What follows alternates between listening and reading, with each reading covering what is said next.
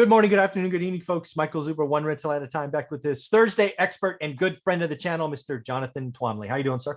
I'm doing great, Michael. How are you? I'm doing great. So thank you for the first two conversations. Number three is actually about one of those investors where if their name is mentioned in the title, I will read it. First is obviously Warren Buffett, kind of the first investor I bumped into back in college. But the second one is Ray Dalio. Ray Dalio is someone I have been following for a while. He wrote a book called Principles 3 or 4 years ago, which is really thick and really a dense read, but worth it if you understand the numbers.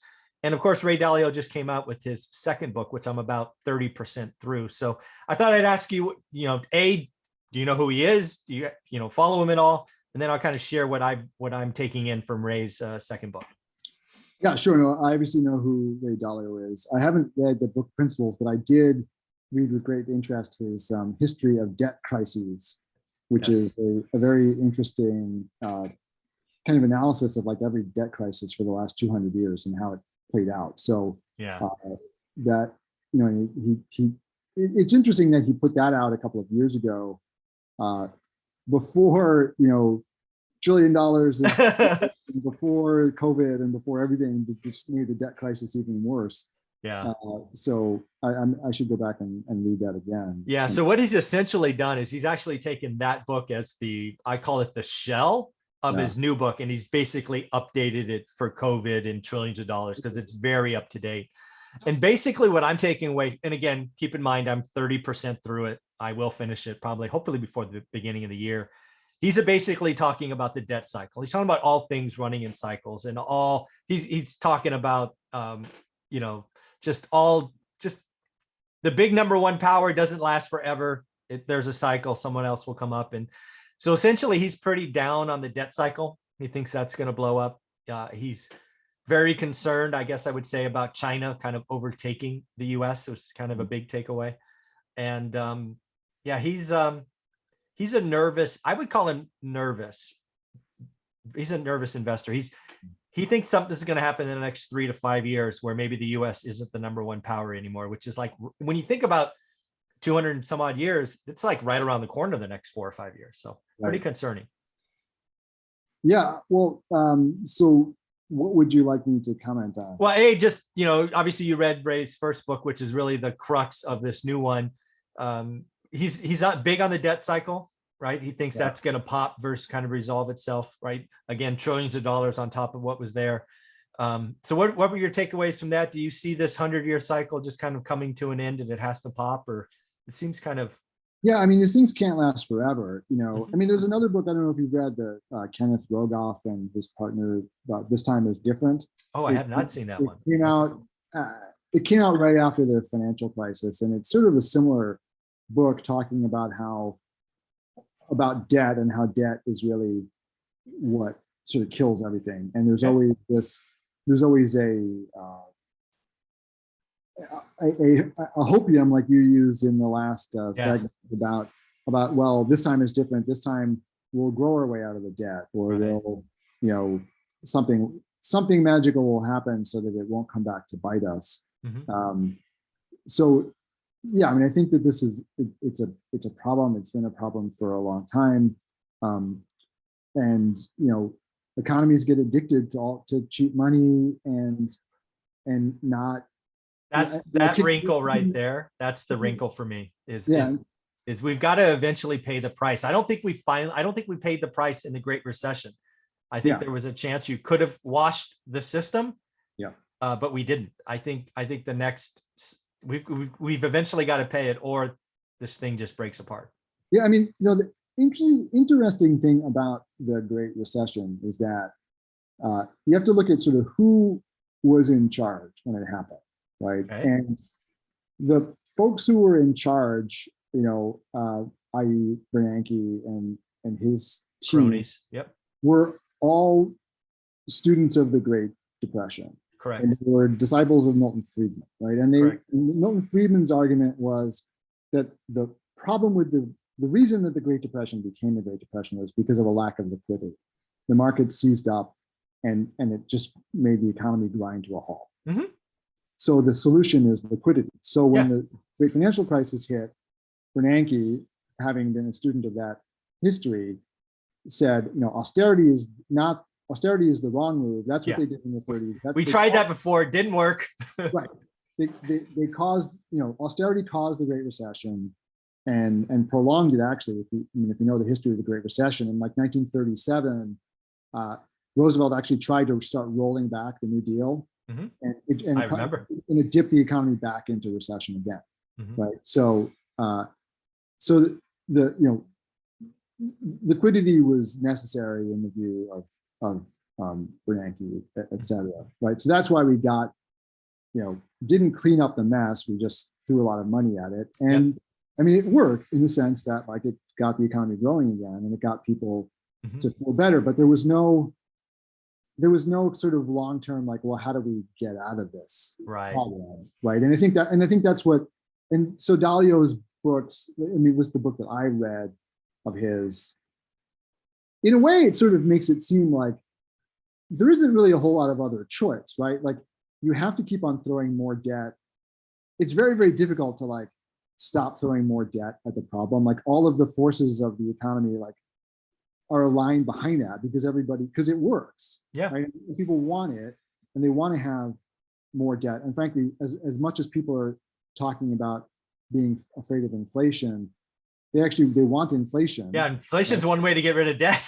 Well, that's true, but also like people want inflation because you have inflation in a growing economy, right? You don't have like hyperinflation. Yeah, you have 6, 4, 5, 6, not 50.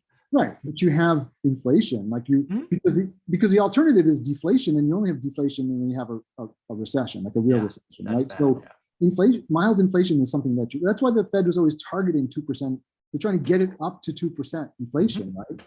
So, but you're walking along this like on a knife's edge, essentially, because you're throwing money into the economy to try to heat it up, but if it heats up too much, right, then you have inflation and then you have a crash. So the bankers are kind of like in a sticky situation. And I think that's what kind of like Dalio was talking about, is that it's sort of inevitable that what happens is debt, until the whole system crashes, right? That you keep on throwing new debt at the problem until the debt overload has become so great that either you have to hyperinflate it away or you have to default on the debt. Right. And both are terrible. There's no good solution. Yeah, both of those are bad. Bankers are always, and the government is always thinking that it can grow its way out. But the problem is that they never take the measures needed to do, except for the late 90s, right? When we actually started, we did actually, through a combination of small tax raises and a hot economy, started paying down the debt. Yeah, Clinton era, last couple of years of Clinton. Yeah. And so the debt, actually that debt clock in Times Square started running in reverse. Yeah, I remember. Yeah. But then when we went back to like, more tax cuts and more cheap, easy money, and no spending cuts along with it, then you just drove the debt machine up again. Yeah. And so it's, without some like real discipline on the part of governments, which is hard to ask them for because they're responding to, guess who they're responding to? Me and you don't want any discipline. We want free. Spend. We want the free stuff, and we don't want to pay taxes to pay for it, right? Yeah. So of course the politicians who want to get elected, and this is another thing, just like, as long as I'm like grinding axes, like it drives me nuts to no end when I hear people talking about the politicians and the government, and I'm like, you put them there, and they're doing what you asked them to do. You want all the services, and you don't want to pay for any of it, and you've got to get down the road with debt so your great grandchildren can pay for it, and you don't have to think about it. They're doing their jobs. They're doing exactly what they're elected to do. So stop whining about it, or vote them out. Or vote them out, right? Yeah.